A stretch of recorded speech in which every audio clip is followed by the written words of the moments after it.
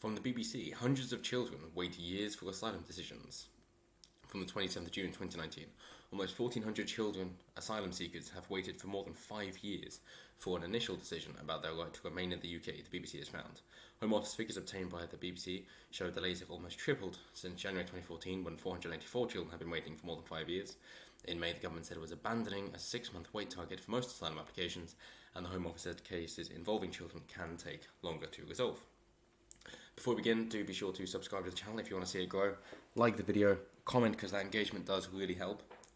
And do please give your criticism and let me know if I'm on the wrong track or doing the wrong thing. A quick shout out to Steve Keeler, who commented on my Morrissey Makes Mayhem video, for pointing out that my message has become devoid of the original meaning it was meant to have of empowering the individual, and it seems more hateful. I always appreciate all the positive feedback. It is greatly appreciated, as well as any criticism like from Mr. Keeler.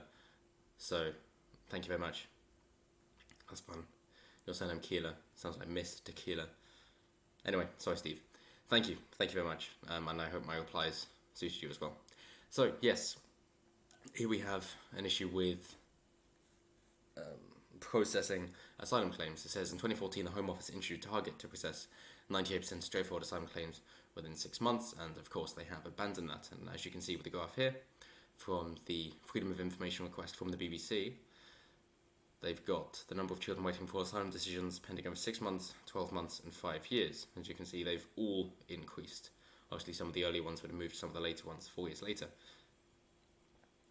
So the thing I have with something like this with asylum seekers is, well, where are they coming from, and is there not a safe haven country that they can go to first, considering the things that they say they're fleeing of war, torture and abuse. So, well, I doubt that's happening in France, and if it is, then surely France is a major problem, and not just with the Yellow Vest riots, which largely goes unreported now that it's been going on for so long.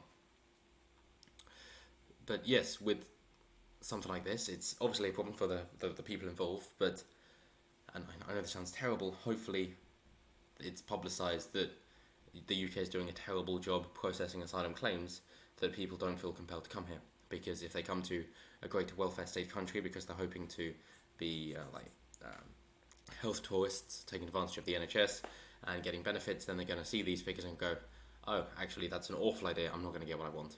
And of course, when they're processing children, you've got to realise that they are children, and if it's dependents, you've got to actually find out if they are related to the people that they say they're related to, and that they're not just smuggling people or there's human trafficking involved.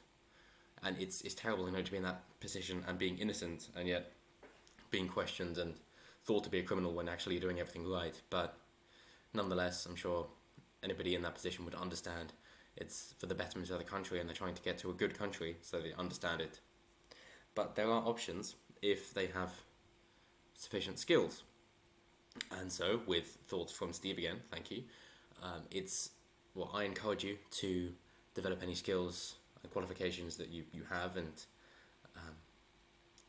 CPD, continued professional development, all that good stuff, to make sure that you're being the best person that you can be, so that any position you're put into, you can make it great. It's like if you get a millionaire and take away all his money and put him in a different country, he will become a millionaire again because he still has those skills. It's like Eric Thomas says, he would rather you take his house than his education, because without his house he can still get another one, but without his education he has nothing. So it's the same thing there.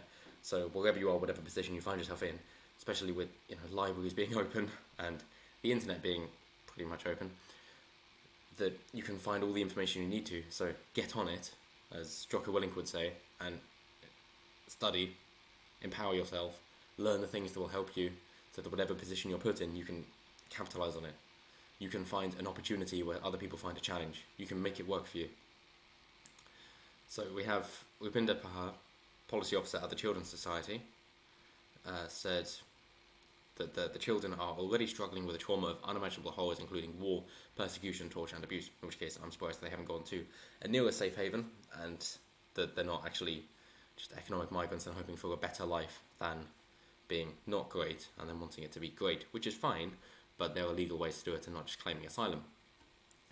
And I hope these figures get out as well to discourage people from making a dangerous trip, because it isn't worth it, as Borderless showed by Lawrence Southern, that's saying, well, there are a lot of people who made the trip and then wish that they could go back because it isn't nearly as good as they were promised.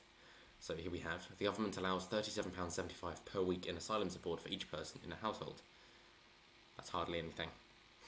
Probably, yeah, it can get you food, sure, decent food, that's it, so good luck making rent, utilities, tax, council tax, any of that.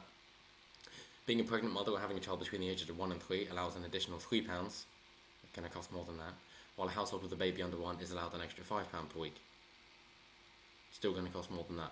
The rules do allow individuals who have waited longer than 12 months for an initial decision on their claim to request permission to work. They will only be allowed to take up a job which is included on the list of shortage occupations. And that's why I say make sure you're the best you can be, because they say here, these occupations include engineering jobs, and it's a whole raft of them, medical roles and IT specialists. Those lacking the relevant qualifications and experience for these specific jobs will be denied permission to work.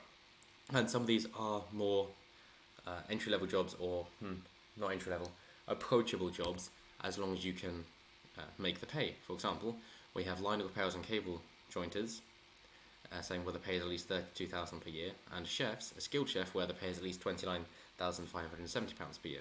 So it's already kind of got a Australian-style point system in terms of you're allowed to work as long as the jobs you're giving aren't unskilled labour.